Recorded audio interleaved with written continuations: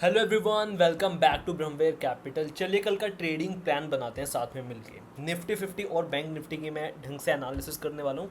कल bank Nifty की expiry भी है, तो ये वीडियो बहुत स्पेशल रहने वाली है क्योंकि बैंक निफ्टी ज़्यादातर लोगों का फेवरेट होता है।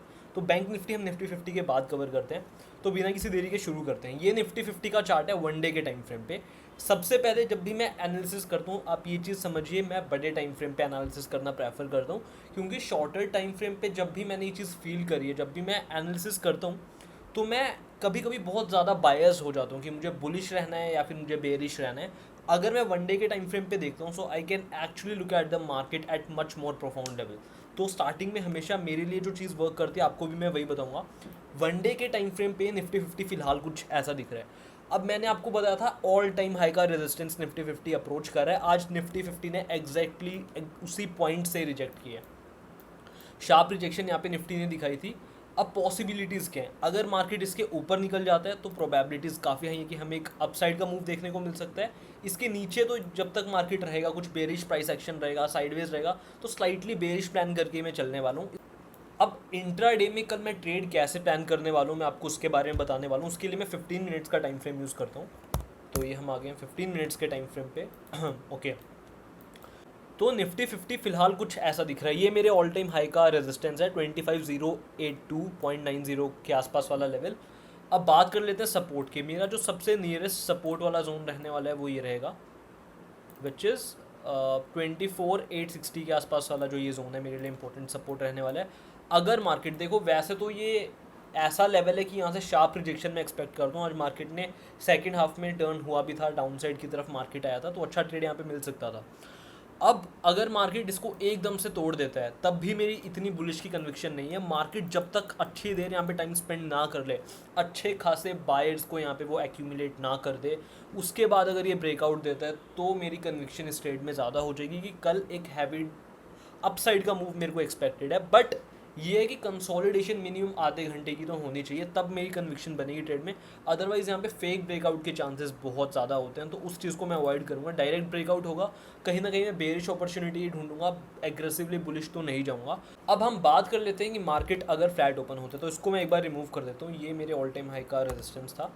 अगर मार्केट फ्लैट ओपन होता है, स्लाइटली गैप डाउन ओपन होता है, तो मेरा जो गेम प्लान रहेगा, मैं स्लाइटली बेरिश रहूँगा क्योंकि मार्केट अभी अभी ऑल टाइम हाई के रेजिस्टेंस को टेस्ट करके उसके आसपास ही मार्केट ने कहीं क्लोज दिया है। तो यहाँ पे मैं वीकनेस ढूंढने की कोशिश करूँगा। अगर मेरे को कोई बेरिश प्राइस एक्शन दिखता है, लोअर हाई का फॉर्मेशन दिखता है, इनसाइड बार कुछ दिखती है नेगेटिव साइड, तो मैं वहाँ पे नेगेटिव ट्रेड प्लान करूँगा, बजाय कि मैं यहाँ पे बुलिश ट्रेड प्लान करूँ आंख बंद करके। तो वो चीज़ मैं नहीं करूँगा। और अगर market slightly gap down open होता है तो मेरे लिए आइडियल केस होगा एक बुलिश ट्रेड लेने के लिए, क्योंकि प्रीवियस जो हमारा ट्रेंड है वो भी बुलिश है। तो ये मेरी निफ्टी 50 की सिंपल एनालिसिस रहने वाली है। अब बात कर लेते हैं बैंक निफ्टी जिसकी एक्सपायरी है। तो पहले वन डे के टाइम फ्रेम पे देखते हैं कि बैंक निफ्टी क्या बोलने की कोशिश कर रहे हैं। बैंक निफ्टी निफ्टी 50 की तरह ऑल टाइम हाई पे नहीं है, उसके रेजिस्टेंस के आसपास भी नहीं है। इसका ऑल टाइम हाई का रेजिस्टेंस बहुत ऊपर है, 53 350 के आसपास इसका ऑल टाइम हाई है। अब बैंक निफ्टी एक गैप फिलिंग की तरफ अप्रोच कर रहा था, उसके आसपास से ये ट्रेड कर रहा है, slowly steadily weak move show कर रहा है बैंक निफ्टी। तो यहाँ से रिवर्सल आने के चांसेस भी ज़्यादा हैं, कुछ बता नहीं सकते हैं वन डे के टाइम फ्रेम पे। 15 मिनट्स के टाइम फ्रेम पे देखते हैं कि हमें कल कहाँ पे क्या अपॉर्चुनिटी मिलती है। सबसे पहले मैं important support and resistance mark करना प्रेफर करूँगा। ये मेरे लिए एक इंपॉर्टेंट रेजिस्टेंस रहने वाला है क्योंकि ये गैप फिलिंग वाला एरिया भी है, जो कि एक साइकोलॉजिकल रेजिस्टेंस रहता है हमारे लिए। वहाँ से आज बैंक निफ्टी ने रिजेक्शन भी फेस की, तो डेफिनेटली ये जो मेरा लेवल है 51,395 का, ये बहुत इंपॉर्टेंट मेरे लिए रहने वाला है। अगर मार्केट इसके ऊपर निकल जाता है, बैंक निफ्टी इस लेवल के ऊपर निकल जाता है, तब मेरी कन्विक्शन ज़्यादा हो जाएगी कि मार्केट थोड़ी देर यहाँ पे सस्टेन कर गया है, गैप फिलिंग हो चुकी है। प्रोबेबिलिटीज़ इस चीज़ की बहुत है कि मार्केट यहाँ से कप मूव शो कर सकता है। दूसरी चीज़, अगर मार्केट गैप डाउन ओपन होता है, गैप डाउन ओपन होता है तो मैं गैप फिलिंग की तरफ ज़्यादा इंक्लाइंड रहूँगा, एक बुलिश ट्रेड प्लान करके चलूँगा। मार्केट अगर फ्लैट ओपन होता है तो मार्केट में, क्योंकि वैसे ही काफ़ी वीक मूव चल रहा है, आप देख रहे हो कोई एग्रेसिव मूव नहीं है, slowly steadily higher highs higher lows बनाता हुआ मार्केट ऊपर जा रहा है। ये भी मेरा एक इंपॉर्टेंट सपोर्ट रहने वाला है, विच इज़ 5928 का लेवल। इसके नीचे मार्केट आ जाता है, उस केस में मैं एक स्लाइटली बेरिश ट्रेड प्लान करूँगा। अगर मार्केट यहाँ पे कोई बेरिश प्राइस एक्शन बना के नीचे जाता है उस केस में तो गाइस ये मेरी सिंपल सी एनालिसिस रहने वाली है। मैं अपनी ट्रेडिंग को सिंपल रखना प्रेफर करता हूँ, कोई indicators nothing, just price action, क्योंकि प्राइस एक्शन कभी झूठ नहीं बोलता। आप 100 इंडिकेटर लगा लो अपने स्क्रीन पे, इवेंचुअली आपके सारे इंडिकेटर्स भी प्राइस एक्शन से ही बने हैं।